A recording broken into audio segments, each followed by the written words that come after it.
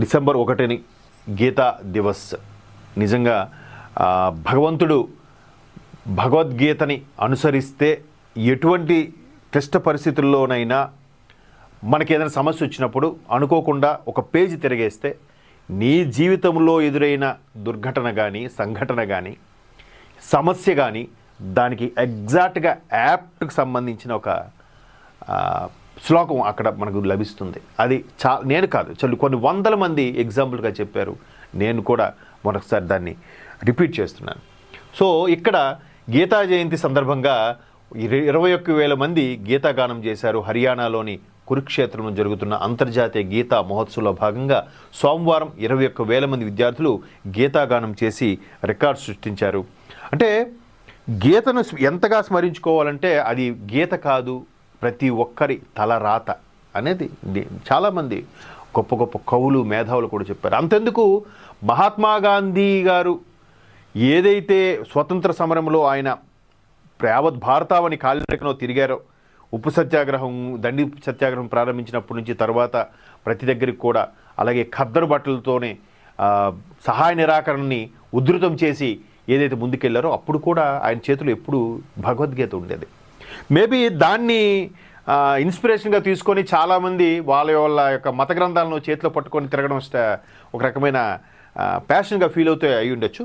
But ఇక్కడ భగవద్గీత అనేది ఎన్నో అంటే మనకి 18 పురాణాలు, గ్రంథాలు, ఇతిహాసాలు, పంచవేదం, మహాభారతం, రామాయణం ఎన్ని ఉన్నా కూడా అన్నిట్లోంటి సారాంశం టూకీగా చెప్పబడింది భగవద్గీత అనేది. చాలామంది గొప్పవాళ్ళ మేధావులు అంటే దానికి రీసెర్చ్ చేస్తే అబ్బురుపరిచే విషయాలు చాలా వచ్చాయి. నిజంగా గీత గొప్పతనం గురించి చెప్పడానికి నా వయసు, నా అనుభవం సరిపోదు, నా జర్నలిజంలో ఉండే ఎక్స్పీరియన్స్ కూడా సరిపోదు. అంత అద్భుతమైన గీతా దినోత్సవం మనం జరుపుకోవడం నిజంగా అంటే ఇప్పటికీ కొన్ని స్వచ్ఛంద సంస్థలు ఈ విధంగా కార్యక్రమాలు చేయడం, ప్రజల్లోకి తీసుకెళ్లడం, ఒరే ఇవి కాదురా ఇది కూడా అంటే ఈ సందర్భంగా వచ్చిన మాట చెప్పాలి. చాలామంది కొన్ని మిగతా మతస్థుల ఇళ్లలో వాళ్ళ యొక్క మత గ్రంథాలు కంపల్సరీగా ఉంటాయి. సనాతన హిందూ ధర్మంలో చూస్తే ఎంతమంది ఇళ్లలో గీతా పుస్తకం ఉంది చెప్పండి, భగవద్గీత పుస్తకం. అంటే ఇది ఒక ప్యాషన్ అయిపోయింది. అవన్నీ ఆధ్యాత్మికం అంటే ఏదో చిన్న చూపు.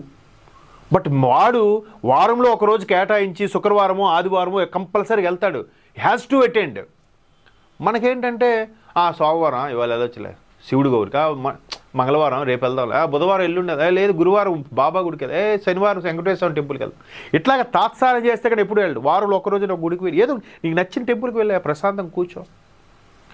సో అట్లా అంటే ఇవన్నీ మళ్ళీ టాపిక్ పక్కదో పడుతుందేమో కానీ ఇవన్నీ చెప్తే చేదస్తంలాగా ఇవన్నీ అవసరమా, వీడికి అప్పుడే వయసు మీద పడింది అంటే వయసు మీద పడితేనే భగవద్గీత చదవాలి, వయసు మీద పడితేనే ఆధ్యాత్మిక వైపు వెళ్ళాలి అనేది అక్షరాల తప్పుడు నిర్ణయం అది.